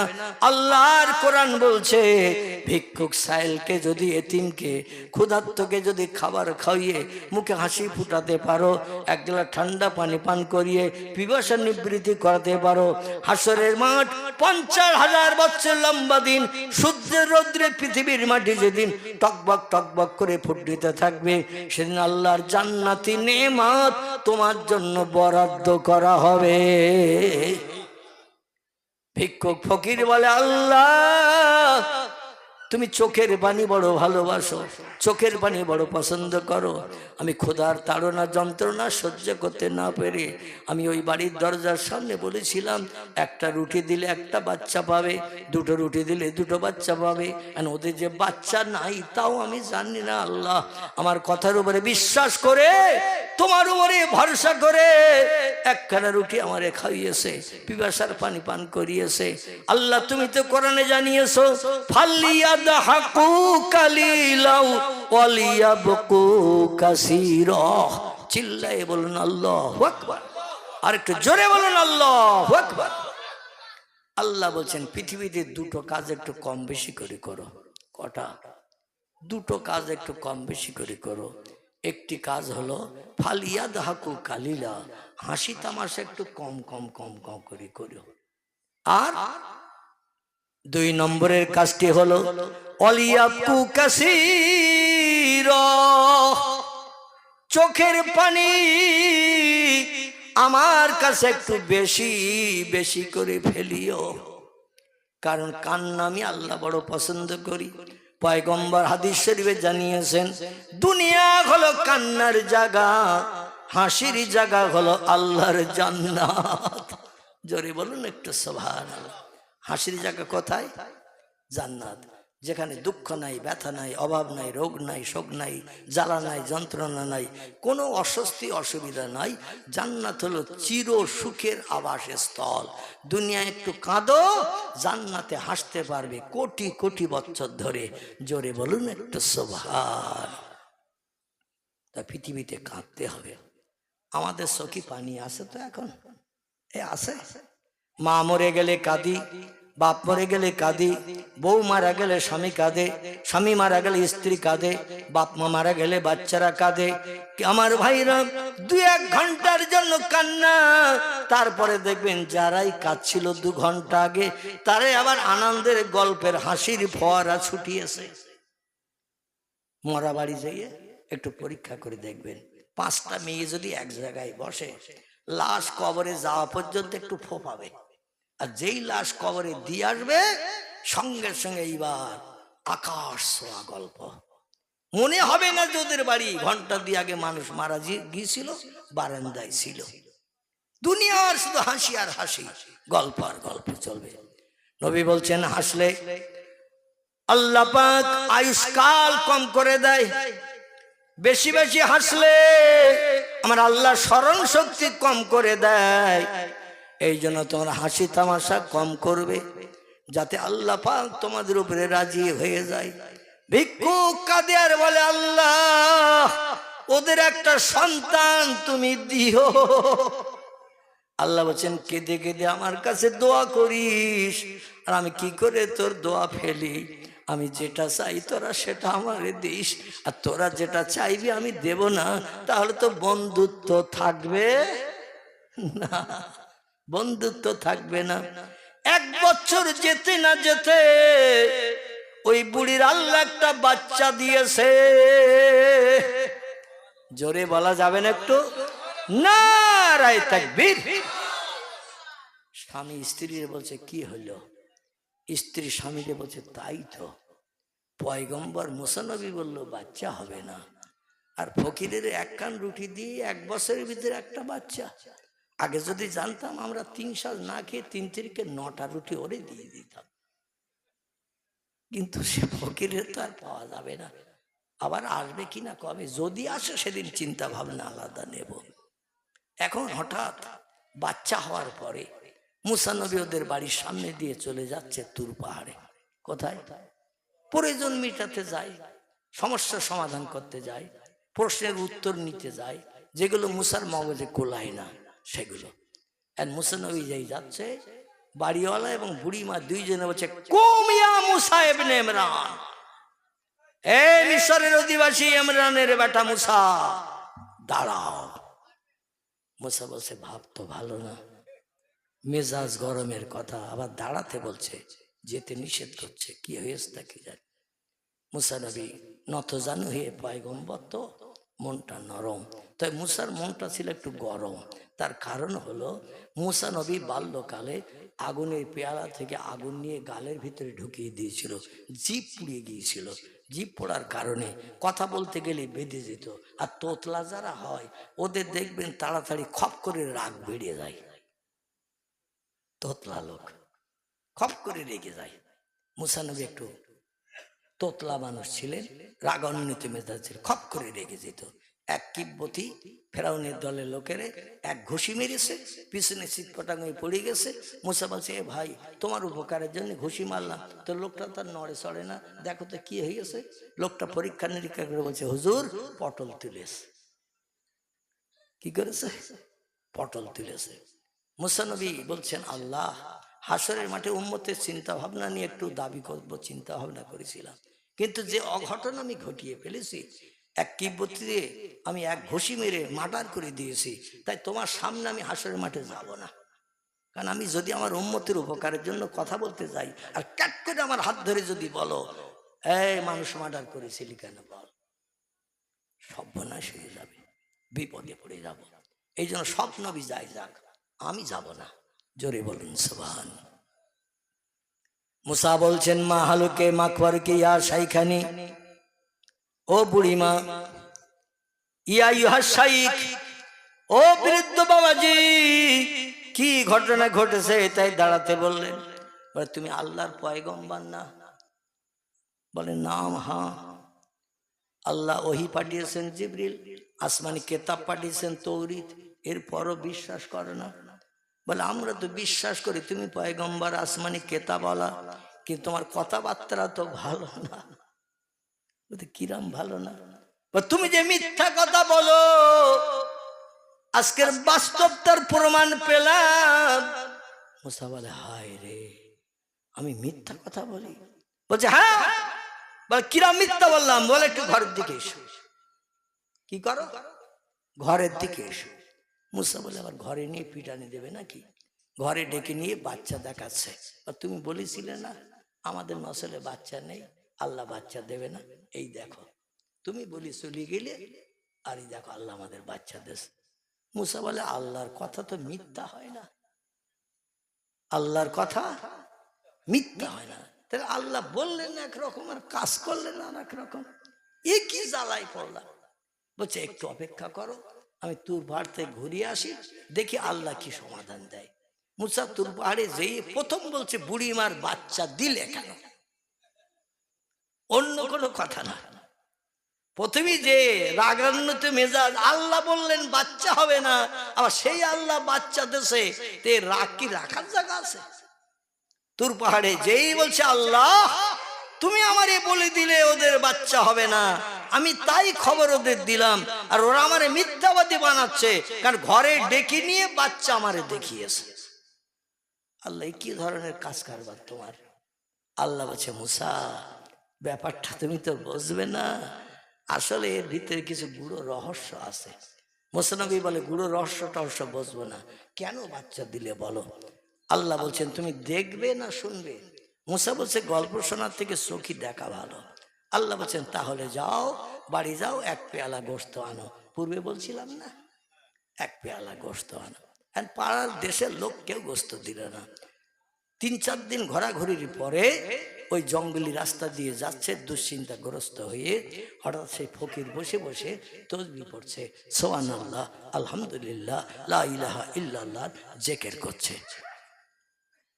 মুসা বলছে এই একটা ফকির জঙ্গলের পাশে পেয়েছি, আশেপাশে লোকজন নাই, গায়েও শক্তি আমার কম নাই, কোনো জায়গায় তো গোশত পেলাম না, তুর পাহাড়ে যেতেও পাচ্ছি না, যদি জোর করে ধরি কেটে নিতে হয়, ছুরি তো আমার কাছে আছে, ও চিল্লা চিল্লি যা করে করুক, এক পেলা গোশত আজকের এর থেকে না নিয়ে আমি যাব না। কারণ কেউ যদি দৌড় ধরে বলবো আল্লাহ চেয়েছে তাই আমি কেটেছি, আল্লাহ না চাইলে কাটতাম না, দৌড় যদি হয় আল্লাহর দোষ। এইরকম একটা চিন্তা ভাবনা নিয়ে মুসা নবী সালাম করলেন, আসসালামু আলাইকুম। ওয়ালাইকুম সালাম। মানান তামাইসমুকা, কে তুমি, তোমার পরিচয় কি বাবা? উনি বলছেন আনা মুসা কালিমুল্লাহ, আমি হলাম আল্লাহর পয়গম্বর মুসা। বলছে আইনা তাজহাবি আখি, তুমি এই জঙ্গলি রাস্তা দিয়ে পাহাড়ের ধার দিয়ে কোথায় যাচ্ছ? বলছে ভাই এক চরম বিপদের মাঝখানে পড়েছি, তাই বাধ্য হয়ে এই জঙ্গলি রাস্তা দিয়ে পাহাড়ের কিনারে দিয়ে যাচ্ছি। বলে কি হয়েছে বাবা? বলছে আল্লাহ এক পেয়ালা গোশত চেয়েছে, আর 3-4 দিন ধরে সারা পাড়ায় দেশে ঘুরে বেড়াচ্ছি, কেউ এক টুকরো দিল না, আর গোশত না নিয়েও আমার তুর পাহাড়ে যাওয়া হবে না, খুব দুশ্চিন্তার মাঝখানে আছি। ফকির বলছে ওলা তাহজান ওলা তাখাফ ইয়া মুসা ইবনে ইমরান, কোনো ভয় নেই, কোনো চিন্তা নেই, ইনশাআল্লাহ তোমার দাবি পূরণ করব, তুর পাহাড়ে যাওয়ার লাইন ক্লিয়ার করে দেব। জোরে বলা যাবে না? আর একটু জোরে বলা যাবে না? নারায়ে তাকবীর। মুসা বলছেন আল্লাহ এ ফকির বলে বোধহয় সম্ভব হয়েছে, এর বোধহয় ব্রেন মাথাটা একটু খারাপ আছে, অন্যথায় এত তাড়াতাড়ি রাজি হয়? কত লোকের পয়সা দিয়ে তাই রাজি হয় না, আর এমনি এমনি দিতে চাইছে। বলছে ভাই টাকা নেবে নাকি? বলে কিচ্ছু লাগবে না, আল্লাহ সে এসে গোশত দেবো, এতে আবার পয়সা নেবে কেন? আল্লাহ তো অখুশি হবে। বলে তাহলে একটু এক পেয়ালা গোশত দাও ভাই। লোকটা বলছে মুসা আমি আর কি দেব, আল্লাহ কোন কোন জায়গার গোশত চেয়েছে তুমি নিজে হাতে কেটে নাও। জোরে বলুন, আর একটু জোরে বলুন, নারায়ে তাকবীর। হাতের থেকে, পায়ের থেকে, উরুর থেকে, পিঠের থেকে, বিভিন্ন জায়গা থেকে একটু একটু কেটেছে, এক পেয়ালা ভর্তি হয়ে গেছে। ভিক্ষুক ফকির ডেকে বলছে মুসা পেয়ালা খালি। মুসা বলছে লা ইয়া শাইখ, না পেয়ালা খালি না, পেয়ালা ভর্তি হয়ে গেছে। ফকির বলছে আমার দেহের আর কোন কোন জায়গা বাকি? বলে দেহের এখনো অনেক জায়গা বাকি আছে কাটতে। বলে যেখান থেকে কাটনি আল্লাহ যদি সেখানকার গোশত চাই, তাহলে তুর পাহাড় থেকে তোমার তো আবার ফের ফিরে আসতে হবে, আবার সেখান থেকে কেটে নিয়ে যেতে হবে, রাস্তা তো কম না, বরং তুমি সব জায়গা থেকে একটু একটু কাটো। আচ্ছা যত জায়গায় কাটা হবে ব্যথা দরদ লাগবে না? লাগবে না? যত জায়গায় কাটা হবে তত জায়গায় ব্যথা দরদ লাগবে। ফকির বলে যত ব্যথা লাগে লাগুক, যত দরদ হয় হোক, যত কষ্ট পাই পাই, আল্লাহকে খুশি করতে আমি চাই। জোরে বলুন একটু সুবহানাল্লাহ। সব জায়গা থেকে একটু একটু করে গোশত কেটে পেয়ালা সাবিয়ে ভর্তি করে নিয়েছেন, মোটে পাচ্ছিল না এক টুকরো, আর একজন দিয়েছেন সারা বডির থেকে একটু একটু করে কেটে এক পেয়ালা সাবিয়ে দিয়ে দিয়েছেন। মুসা মনের আনন্দে চলতে চলতে তুর পাহাড়ে হাজির। যাওয়ার রাস্তা ক্লিয়ার হয়ে গেছে, গোশত হাতে পেয়েছে, আর উপায় আছে নাকি, ওইখান থেকেই চলে গেছেন, আর বাড়ি ফেরে নাই।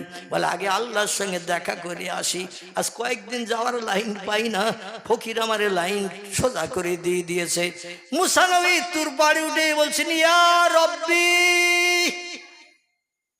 ও আমার আল্লাহ,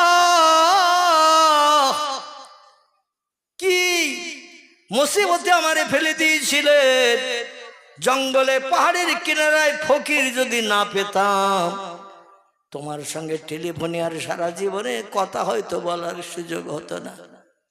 এক ফকিরকে পেয়েছিলাম বলে এই তুর পাহাড়ে আসার সুযোগ হয়ে গেল। আল্লাহ, তুমি এক পেয়ালা চেয়েছো, দেখো পেয়ালা ভর্তি হয়েছে কিনা। যদি বলেন পেয়ালা ভর্তি হয়নি, আবার দৌড়িয়ে যাব, আবার খানিক কেটে আনবো। ও কিচ্ছু মনে করে না, কিচ্ছু মনে করে না। ফকির নিজ হাতে করে কেটে কেটে এনেছি। আল্লাহ একটু আনন্দের হাসি হেসে বলে, মুসা, আমার মহব্বতের তুমি না ওই ফকির। আল্লাহ ডেকে বলছে, মুসা রে, আমার মহব্বতের বান্দা তুমি না ওই ফকির। ও মুসা, একটা জিজ্ঞাসাবাদ করি। মুসা বলে, মা সালাকা ইয়া রব্বি, কি জিজ্ঞাসা করবেন? তোমার গায়ে গোশত ছিল না ছিল না? তোমার গায়ে গোশত আছে না নাই? মুসা বলছে, আল্লাহ আমি তো যুবক, আমার সারা দেহ গোশত ভরা। আল্লাহ বলছেন, তুমি সারা দুনিয়ায় ঘুরে ঘুরে কেন বেরিয়েছো? তুমি আমারে ভালোবাসো, মহব্বত করো, যেটা চাও সেটা দেই। আর আমি আল্লাহ এক পেয়ালা গোশত চাইলাম, তুমি সারা দেশে ঘুরে ঘুরে 3-4 দিন সময় না নিয়ে এক পেয়ালা গায়ে থেকে কেটে আনলে তো দিনের দিন পরের দিন তোমার সঙ্গে আমার দেখা হতো। মুসা বলছে, আল্লাহ জ্বালা যন্ত্রণা হবে, ব্যথা হবে, দগদগে ঘা হবে, এই জন্য আমার বড়ির থেকে কাটেনি, দেখলাম অন্য কেউ দেয় কিনা। আল্লাহ বলছেন, দেশে কেউ? বলে এক ফকির দেশে। আল্লাহ বলছেন, তাই তোমার দাবি কবুল হয়নি, ফকিরের দাবি কবুল হয়ে গেছে। জোরে বলুন সুবহান। দাঁড়িয়ে যান সকালে, একটু দাঁড়িয়ে যান। ইয়া নবী,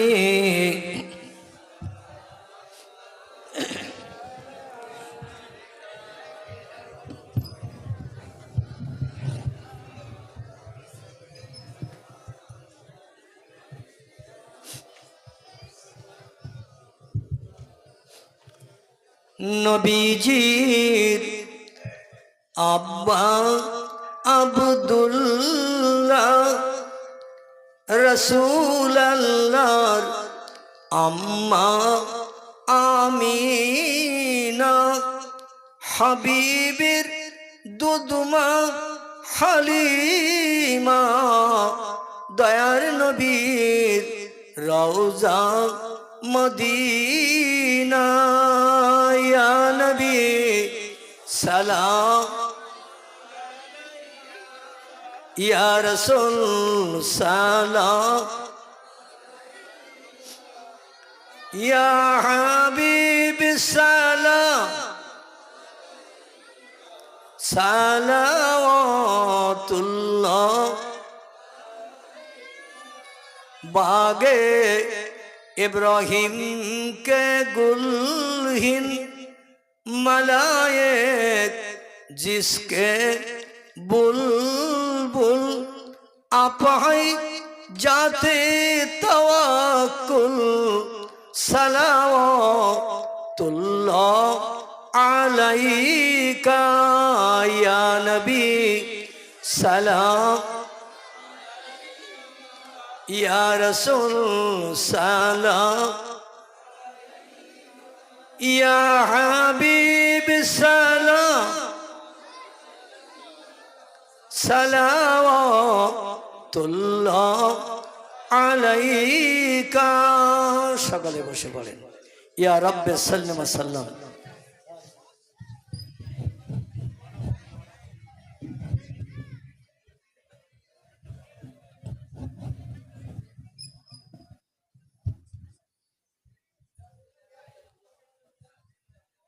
আলহামদুলিল্লাহ।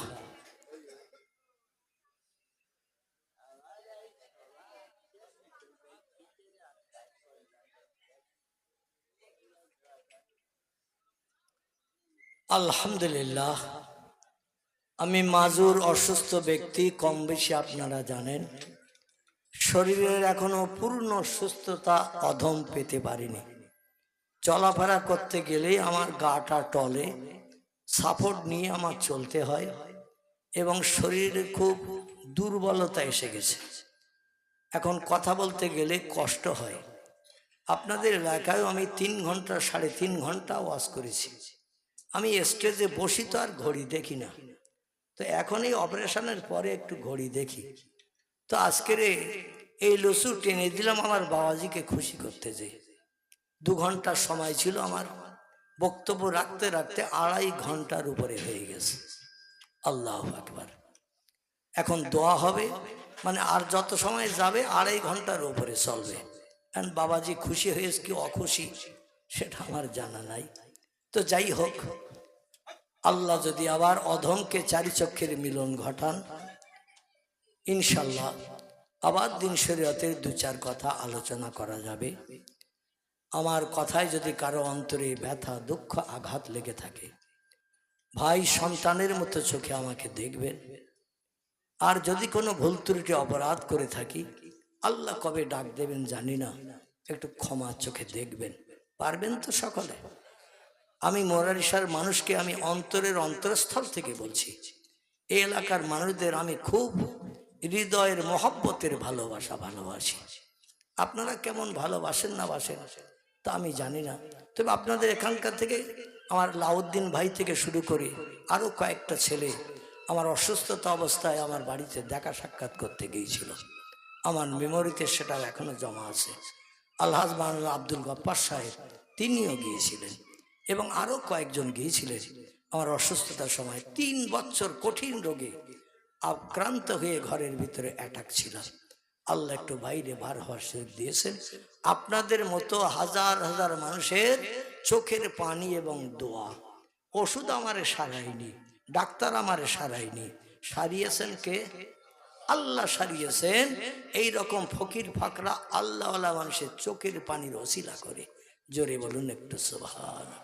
আসুন, আমাদের কারো বাপ, কারো মা, দাদা দাদি, আপনজন, আত্মীয় স্বজন যারা অন্ধকার কবর নীরব নগরে আসামি বনে আছে, আমরা আজকের এই মহফিল উপলক্ষ করে তাদের একটু স্মরণ আমরা করব। এজন্য সকলে আমার সঙ্গে দোকানে হাত উঠান, আল্লাহুম্মা আমিন। ইয়া ইলাহাল আলামিন, ইয়া খায়রান নাসিরিন, নাসরুম মিনাল্লাহি ওয়া ফাতহুন করিব, ওয়া বাশশিরিল মুমিনিন, ফাল্লাহু খায়রুল হাফিজিন। আয় আল্লাহ, পবিত্র শাওয়ালের চাঁদ, তাহাজ্জুদের সময় শুরু হয়ে গেছে। আল্লাহ, রাত্র 12টার পরে সময় হলেই তাহাজ্জুদ শুরু হয়ে যায়। ফজরের আযান ধ্বনির আগ পর্যন্ত তাহাজ্জুদের সময় চলে। এই রকম সময়ে দুনিয়ার সব সৃষ্টি দেহের ক্লান্তি দূর করার জন্য বিশ্রামে বাসায় ঘুমিয়ে পড়ে। আমরা আজকের বিছানায় লাথি মেরেছি, বিবি বাচ্চার মায়া ছেড়েছি, ব্যবসা বাণিজ্যের চিন্তা ভাবনা মগজ থেকে দূর করে দিয়ে কোরআনের মজলিসের সৌন্দর্য সেবৃদ্ধির জন্য গোলাপ ফুলের পাপড়ির মতো আমরা বসে আছি। আল্লাহ, আল্লাহ আমাদের সকলের আশা ভরসাকে কবুল করে নিন। সন্ধ্যার প্রাকাল থেকে সময় পর্যন্ত তোমার কোরআনের আয়াত, নবীজির বাণী, হাদিস শরীফ, আল্লাহ নবী, আম্বিয়া, ওলিয়া উলিয়াদের জীবন আদর্শের যা কিছু আলোচনা হয়েছে আপনি কবুল করে নিন। সে মতো আমরা বাকি জিন্দেগি আমল করে চলতে পারি তৌফিক দান করুন। আয় আল্লাহ, দয়া পরবশ হয়ে যদি কিছু সাদকা দান করেন, কোরআনের ওসিলা করে, হাদিসের ওসিলা করে, দোয়া দরুদ মিলাদ কিয়াম সালামের ওসিলা করে যদি কিছু সাদকা দান করেন, সর্বাগ্রে সোনার মদিনায় নবীজির আরওয়া পাকে পৌঁছে দিন। তামাম খোলাফায়ে রাশিদিন, সাহাবায়ে কেরাম, আজাজে মুতাহিরিন রাসূলের সকল আউলাদদের কবরে সওয়াব পৌঁছে দিন। বাবা আদম মা হাওয়া থেকে নিয়ে ঈসা রুহুল্লাহ পর্যন্ত যত নবী আম্বিয়া কবরে কবরস্থ হয়েছে, সকল নবী আম্বিয়া তাদের বিবিদের কবরে সওয়াব পৌঁছে দিন। পিরানি পীর দস্তগীর মহিউদ্দিন আব্দুল কাদের জিলানী হুজুর থেকে নিয়ে এ সময় পর্যন্ত যত ওলিয়া উলিয়া, গৌস কুতুব, নকিব আবদাল, শহীদ, সোহাদা, হাজি গাজী, সুবিদার বেশ, ইমানদার মুমিন মুসলমান নরনারী অন্ধকার কবরে যারা ধারাশায়ী হয়ে আছে, তাদের কবরে তোহবা টুকুন পৌঁছে দিন। জানি না আল্লাহ তারা কবরে কেমন হালাতে আছে, যারা আজেবাসে আযাব বন্ধ করে দিন। যারা কবরের স্বস্তিতে শান্তিতে আছে, কিয়ামত পর্যন্ত জান্নাতি নাজ নেমত তাদের কবরে বরাদ্দ করে দিন। বিশেষ করে আমার বাড়িওয়ালা বাবাজি যে উদ্দেশ্য নিয়ে এই বেহেশতের বাগানের ইন্তজাম করেছেন, তার রক্তের সঙ্গে সম্পর্ক নিয়ে বাপ মা, দাদা দাদি, নানা নানি, খালা খালু, ফুবু ফুবি, পিতার কোল, মাতার কোল, শ্বশুর কোল, শাশুড়ি কোল, সন্তান আদি আপনজন, রক্তের সঙ্গে সম্পর্ক নিয়ে অন্ধকার কবর, যে কবরের দরজা নাই, জানালা নাই। আল কবরুন জুলমাতুন আদিকুহু, তোমার নবী বলেন কবর হলো অন্ধকার বধির কারাগার। সেই কারাগারে যারা আবদ্ধ হয়ে আছে, আমাদের সেই চোখ নাই, দেখতে পাই না, সেই কান নাই, কবরস্থ ব্যক্তিদের কথা শুনতে পাই না। আল্লাহ তুমি আলমুল গায়ব, তুমি সামিউম বাসির, সব দেখতে পাও, সব শুনতে পাও। আল্লাহ যারা কবরে বিপদে মুসিবতে আছে, তোমার ছাত্রুল উইব নামের ওসিলা করে তাদের সারা জীবনের অপরাধ গুলো ক্ষমা করে দিয়ে কবরগুলোকে বেহেশতের বাগান বানিয়ে দাও। জান্নাতি নাজনেমাত কবরে চালু করে দাও। কওসারের পানি কবরে বরাদ্দ করে দিয়ে কিয়ামত পর্যন্ত পিপাসা তুমি দূর করে দাও। আমরা যারা দোকানে করে হাত তুলেছি, আমাদের রক্তের বাঁধনে বাঁধন নিয়ে বাপ মা, দাদা দাদি, নানা নানি, খালা খালু, ফুবু ফুবি, আপনজন, আত্মীয় স্বজন যে যেখানে কবরে চলে গেছে, আমাদের ভবিষ্যতের উন্নতির চিন্তা ভাবনা করতেছে। কত নামাজ তারা কাজা করে ফেলেছে, শরীয়তের কত খেলাফ কাজ হয়তো করে বসেছে। উপার্জিত সময় সম্পত্তি, অর্থ সম্পদ সব আমাদের জন্য ফেলে রেখে খালি হাতে তারা কবরে চলে গেছে। তাদের জায়গা জমি, অর্থ সম্পদ ভোগ দখল করছি আল্লাহ, আর কবরের ভিতরে তারা অস্বস্তিতে থাকবে। আমরা সন্তানের ওটা পছন্দ করি না। সন্তান হিসেবে আমাদের হাত দুখানা কবুল করুন। আপনার হাবিব বলেন, সন্তানেরা বাপ মায়ের জন্য দোয়া করলে আল্লাহ সে দোয়া বিদ্যুতের মতো কবুল করেন। আবার পিতা